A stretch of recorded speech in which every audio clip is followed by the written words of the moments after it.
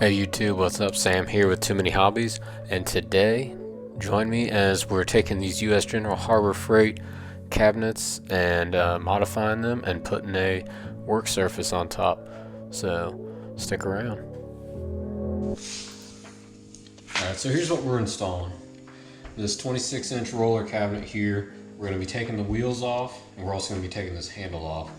Okay, because what we're going to end up doing eventually is we'll block this up and then put a board across the top to where it's level with my current work surface that we have, and then you can use that as an extended workbench there.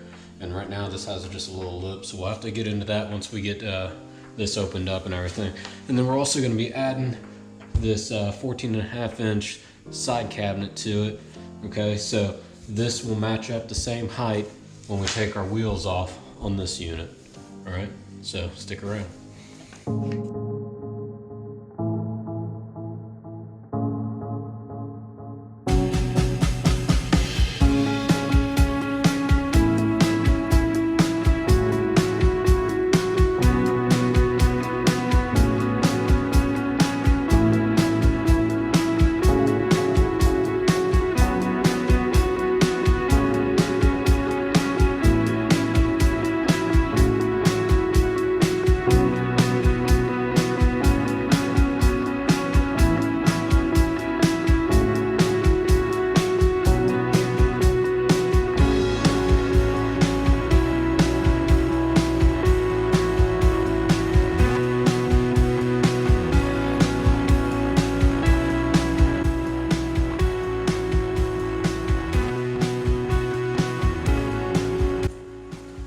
Okay, so we're running into a couple problems here.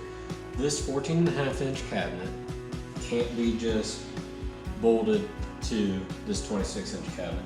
These mounting holes that are down here is what is supposed to be used with the bolts that are provided, and the 26-inch cabinet does not have those. The only things that it has is mounting spots on both sides up high for the handle. So we're gonna have to figure out something to do here. I don't want to just drill through, especially on video, and void my warranty on this stuff. So what we're gonna end up having to do is we're gonna attach this to this cabinet over here, and then we'll also use this top to tie in everything together. And then we can also make sure that everything's shimmed up really well, and then that should hold everything in place. These are pretty heavy cabinets, so they shouldn't move around.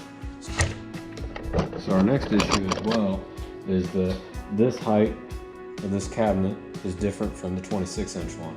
So I want to get this to where it's shimmed up to where all we need to do is put our 1.5-inch top on it, and then it can be attached in.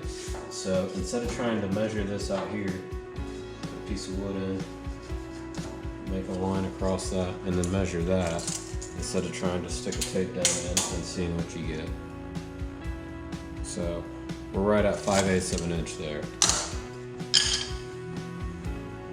So we'll have to put something down in this piece of plywood, and we can attach our top to that. And then if we get this good and tight against in here, and then we put the other piece in, that'll squeeze everything together. So let's see what kind of scrap wood we got, and then we'll get back to it. Alright, so we're gonna try and move this 26-inch one over here first. I had a slight brain fart. So this lip on this 14.5-inch one,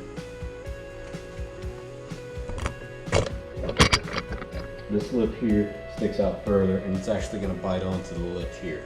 Okay, so the only thing that's not going to be attached is down here at the bottom, but we can get that figured out when everything's in here, and maybe put something underneath to grab a hold of both of these, a clamp or whatever. I might have to sacrifice a little cheap clamp just to hold everything together. So we're going to move this out of the way, get this one put back in, because it's going to be easier to level up. The dimensions on it are a little bit different. I should just be able to put a piece of 3/4 inch underneath, bring that up, and then that should put me within a 1/16 of an inch once I have my 1.5-inch top on here. And this is not exactly perfect. This is an old butcher block top that came off of a workbench that I found, and it's a solid 2-inch oak, and when I put it into this workbench here below, it really wanted to warp and everything. And, you know, it just wants to have a really bad bow on it. So we'll try and get it as good as we can.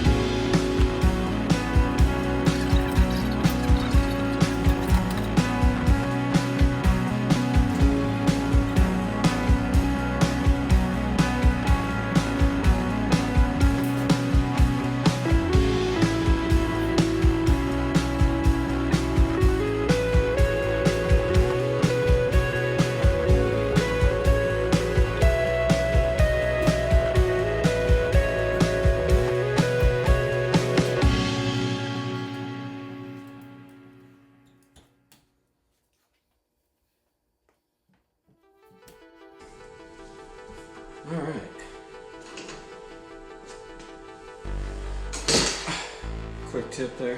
If you don't have a moving dolly, you can always use your creeper as one.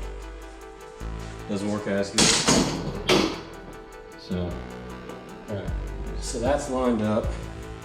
Let's readjust our shims from where we beat everything around there. This whole thing needs to go over just a touch.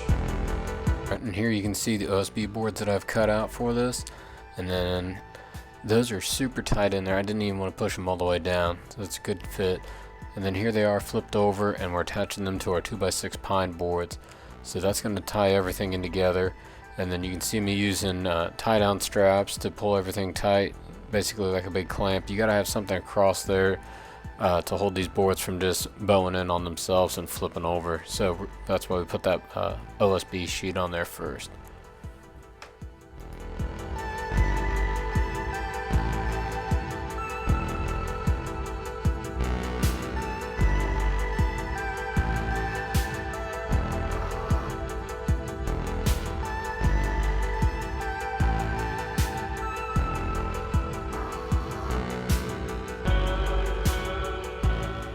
Alright, so now we're attaching the other side, and just for clarification, I only attached one 2x6 to that OSB before tightening up those straps, so then that way it allows that to act as a clamp.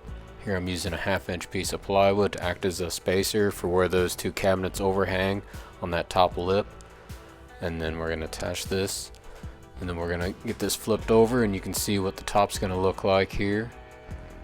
Looks like it's got a little bit of a bow. These are old boards that I had off another project I had taken apart. So that's what our top's going to look like. And we'll go over and test fit it and see what it looks like. And you can see that lip there where that spacer came into play. And then we're going to slide this in. A little bit of downward pressure, and that's all it's going to take. It's a pretty good fit.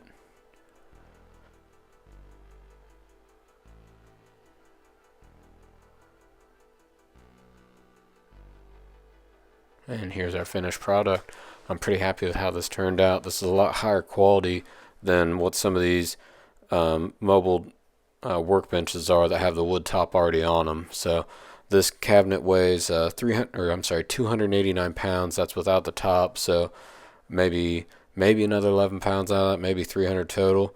And I got $500 in this here, and that's going to be a little bit more than what most of these mobile workbenches are, but I think that the quality is a lot higher on this. So hopefully this will give you some ideas. Remember to like and subscribe, and come back for the next video. Thanks.